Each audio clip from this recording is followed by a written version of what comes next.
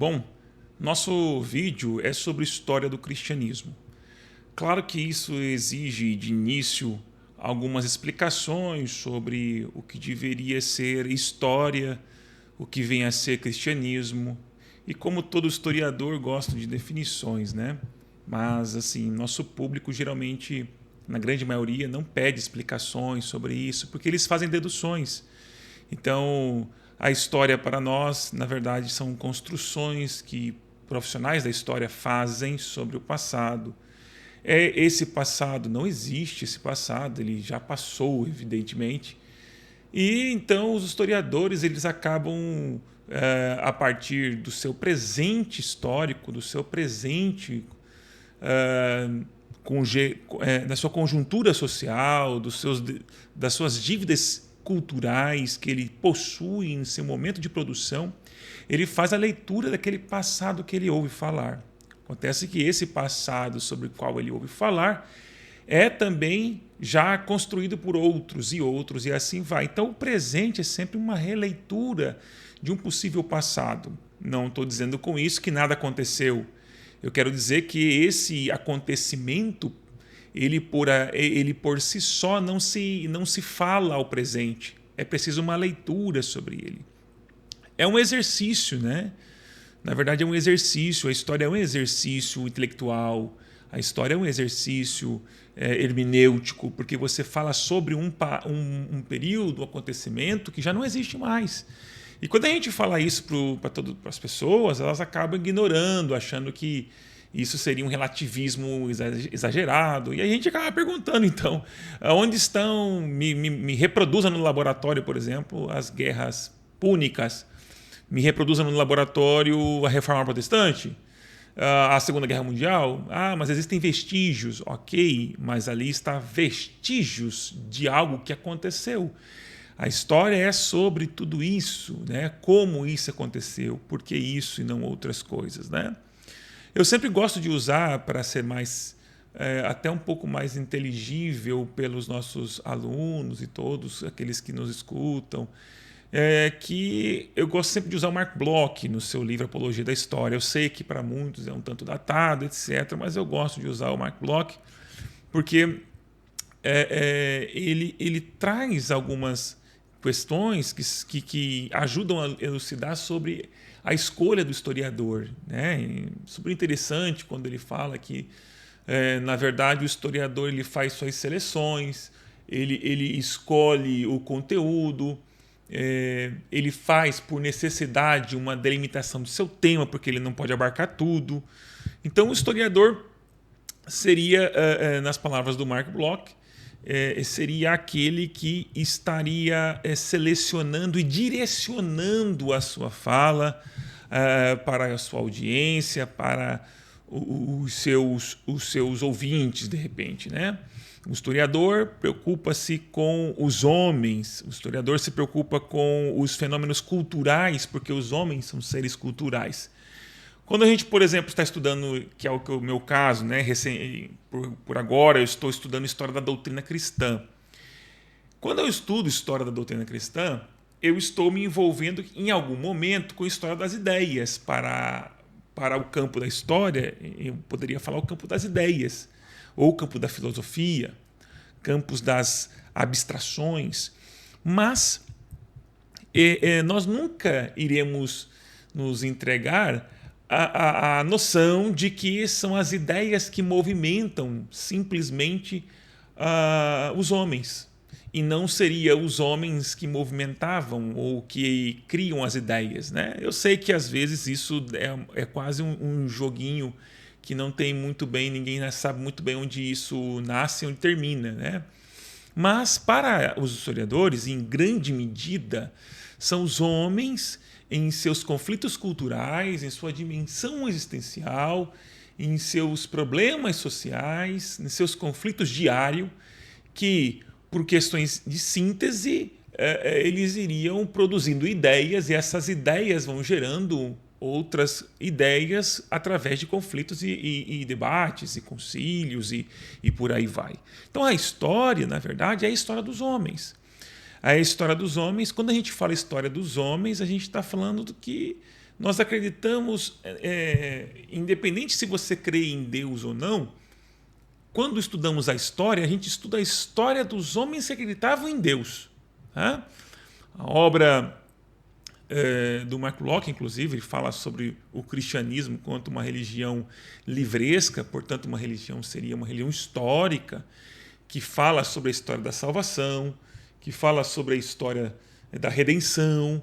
O cristianismo é uma religião de história, porque ele olha também para o passado hebreu e ele entende que o cristianismo seria o cumprimento desse momento onde o Messias se realizaria historicamente. Portanto, o cristianismo é a realização histórica do fato que Jesus Cristo seria o Messias e que, portanto, tem um impacto, isso tem um impacto social, tem uma transformação social, tem uma mudança nas pessoas, porque acreditam nisso, e há uma mudança, portanto, na projeção de todo o curso historiográfico.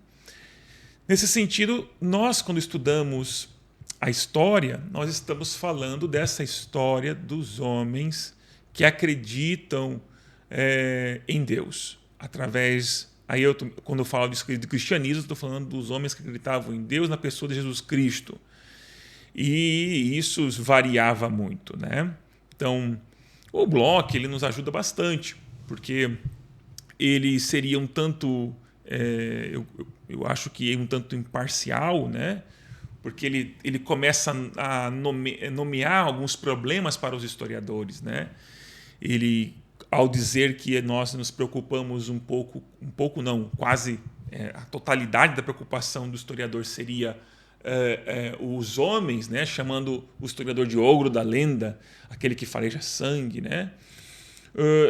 Então, ele vai nomeando os problemas e vai tentando trazer para os seus leitores qual é o problema da história, o que a história faz que outra disciplina não faria, né? Por isso ele vai usar alguns exemplos como o que aparentemente seria um problema de geologia ou de geografia. Ele fala, acho que é do Golfo de Zwin, que houve uma certa um problema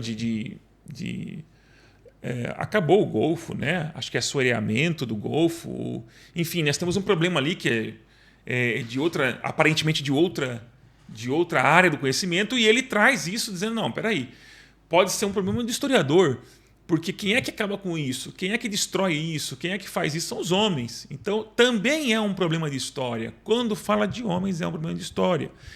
E aí ele traz também o problema do tempo. Para o historiador, o tempo histórico é uma categoria fundamental.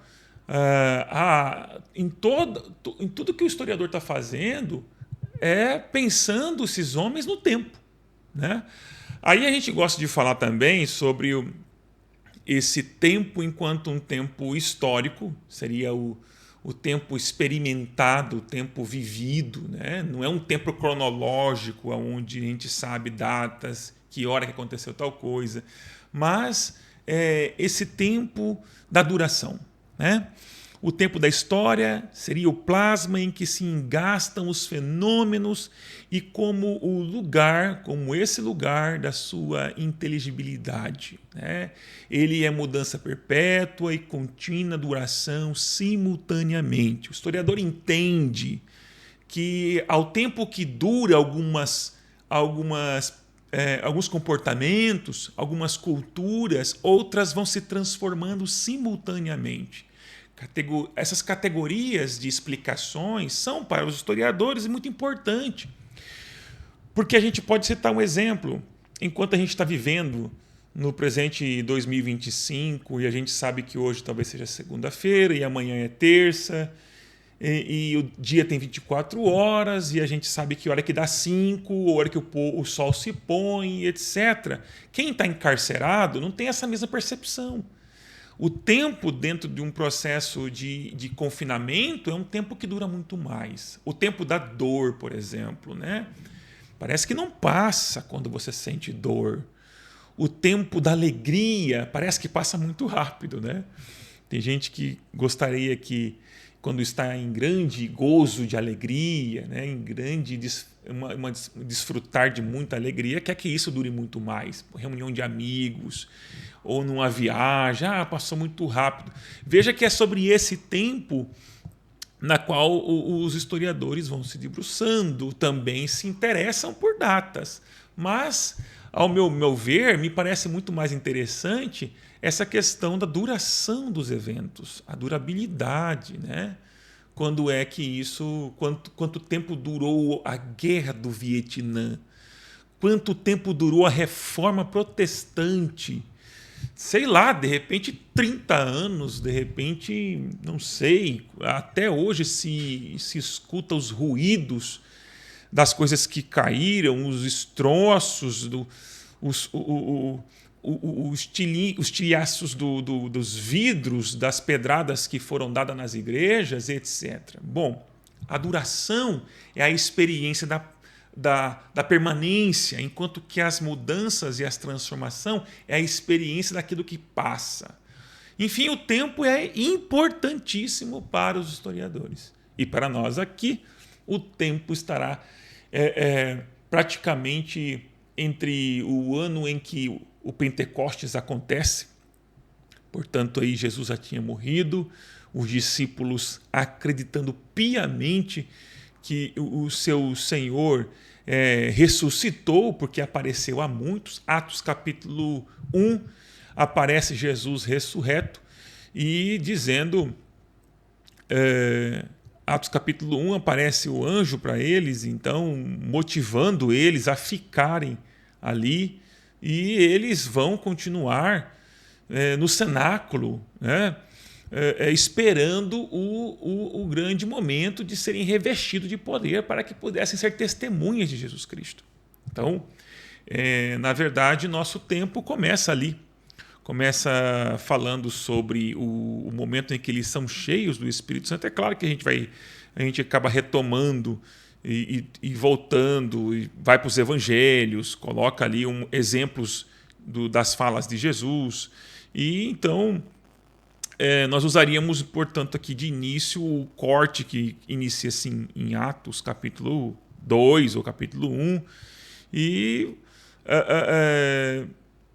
vamos dizer assim, que poderíamos ir até o momento contemporâneo, talvez, né? Eu não gosto muito de história contemporânea, eu não sou muito, não é minha área de trabalhar história contemporânea, para mim seriam outras questões que envolveriam isso, mas esse é o nosso corte temporal nesse canal, nesses vídeos aqui, nós falaremos de história bem recortado, não seremos panorâmico, a não ser que isso faça algum sentido, né? Um voo panorâmico sobre as datas, os cortes. Quem sabe eu faça aí um vídeo sobre como que a gente faz aí a leitura dos períodos, né? História antiga, medieval, tal, história moderna, contemporânea e tal, e como é que isso é lido a partir da história do cristianismo. Seria legal. Mas eu estou aqui falando sobre alguns pormenores de natureza mais teórica para que a gente possa entender os nossos debates aqui no nosso canal, que eu me preocupo muito com a história do cristianismo. Eu já dou aula há muito tempo sobre isso. Meu doutorado é dentro da área de história do cristianismo, né? Quando eu falo sobre São Jerônimo, o deserto nas epístolas de São Jerônimo, depois de ter falado sobre o casamento nas cartas de São Jerônimo, eu me debruço sobre o deserto, o conceito de deserto em São Jerônimo. Bom, e aí nós temos as questões sobre que tem que lidar com isso? Tem que lidar com isso. Então, a questão de origem. Quando começou? Quais são as origens do cristianismo? É a mesma questão que fala sobre quais são as origens do Brasil. Quais são as causas que levaram o Brasil a ser o que ele é. Aí tem aquelas teorias, né? Porque foi colônia de povoamento nos Estados Unidos e aqui foi colônia de exploração, por isso que a gente é o que é. Eu não me importo com essas questões das origens, né? Não vou me preocupar com isso. Eu acho que isso é um debate que não cabe ao historiador, porque a gente não consegue explicar os efeitos pelas causas, né? Isso seria um tanto teleológico já gritante, até anacrônico.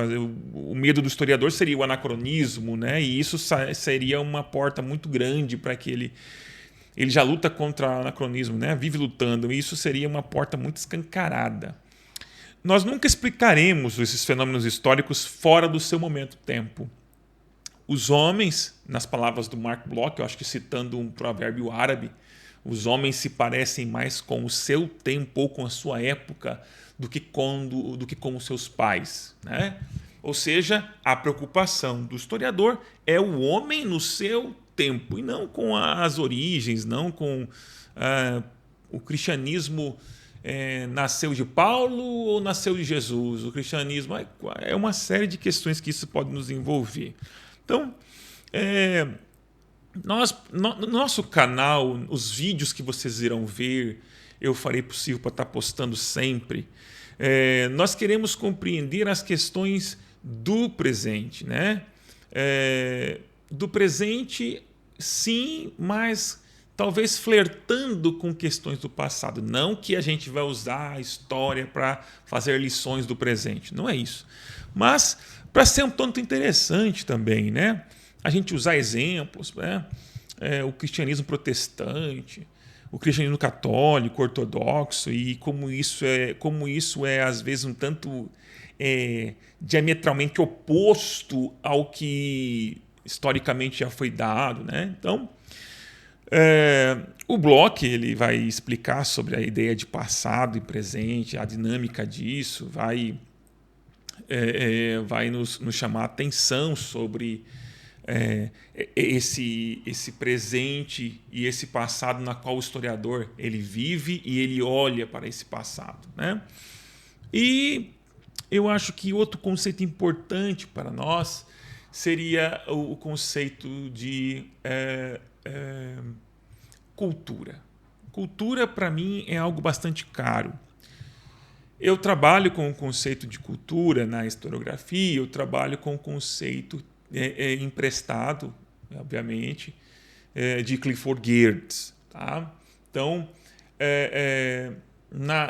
com o Geertz, nós vamos aprender que a cultura seria forçosamente, nas palavras dele, forçosamente coletiva.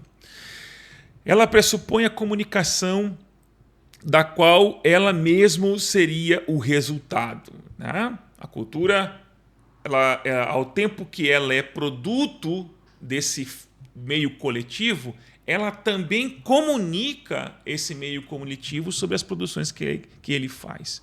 A cultura, portanto, fornece uma interpretação do mundo. Ela volta-se ao mesmo tempo para o seu passado, porque dentro dela carrega elementos nos quais aquele ambiente coletivo ele fez a leitura do passado, portanto, dentro das culturas, através dos seus símbolos, através dos seus elementos simbólicos, da carga cultural, a gente consegue olhar para o passado, e aí é através da interpretação. Ao mesmo tempo, também essa cultura impõe-se sobre a coletividade. Naturalmente, né? Naturalmente.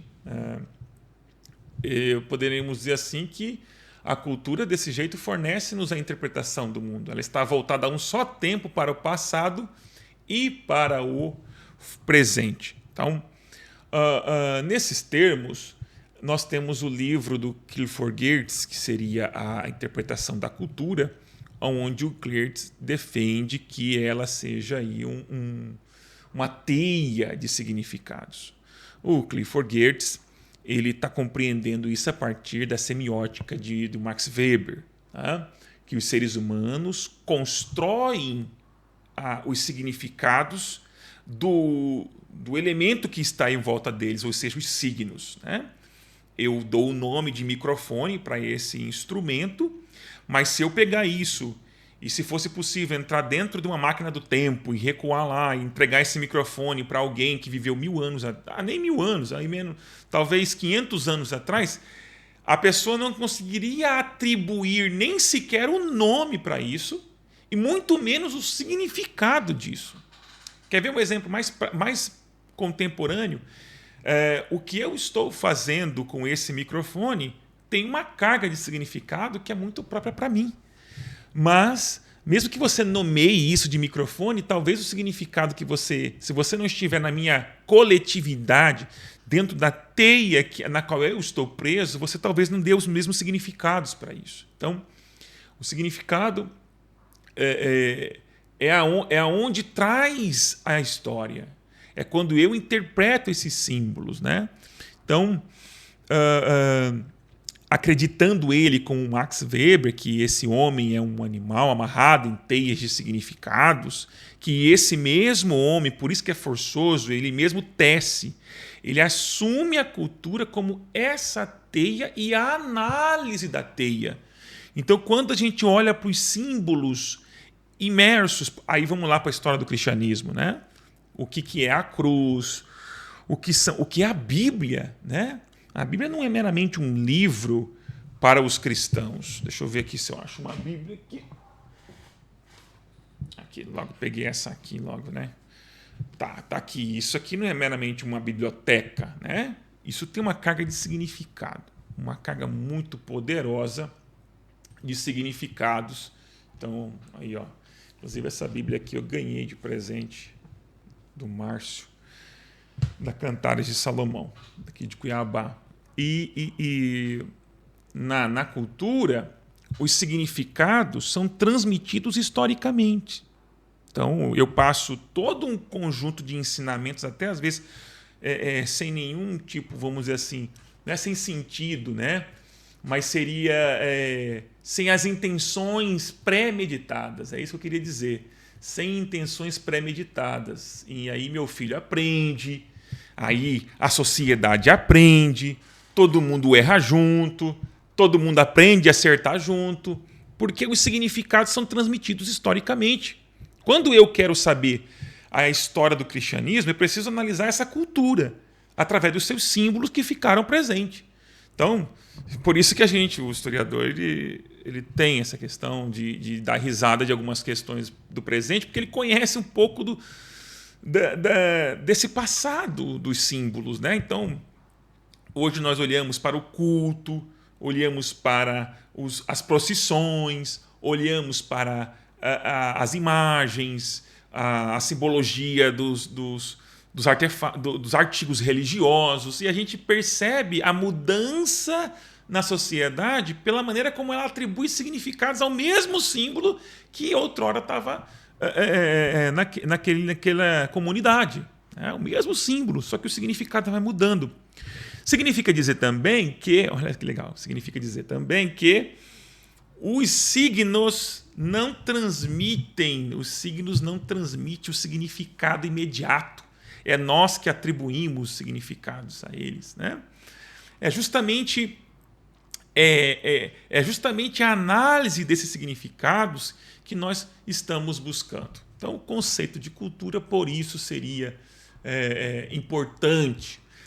A cultura é composta por tradições, obviamente. Então, a gente observa a tradição, os padrões na tradição, os padrões de significados que as tradições admitem. Eu sei que às vezes é pura tradição, entendeu?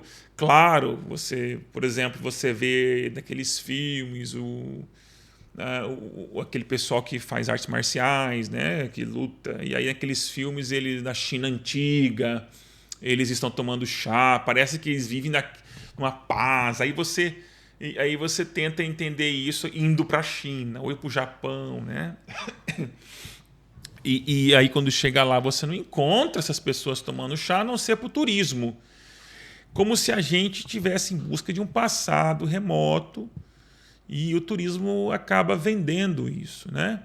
Então, em seu trabalho, e o Geertz faz isso inclusive no trabalho sobre o Islã, ele mostra, né, ele menciona que a cultura consiste nesses padrões de significados transmitidos historicamente, encarnados nesses símbolos. Ler esses símbolos é perceber a perpetuação de elementos ou não dos significados que foram atribuídos para esses símbolos. Né? Então, o historiador da cultura, que trabalha com a cultura, história cultural, ele ficaria atento a essa mudança de atribuição de significado aos mesmos símbolos. E a gente faz isso muito na história do cristianismo.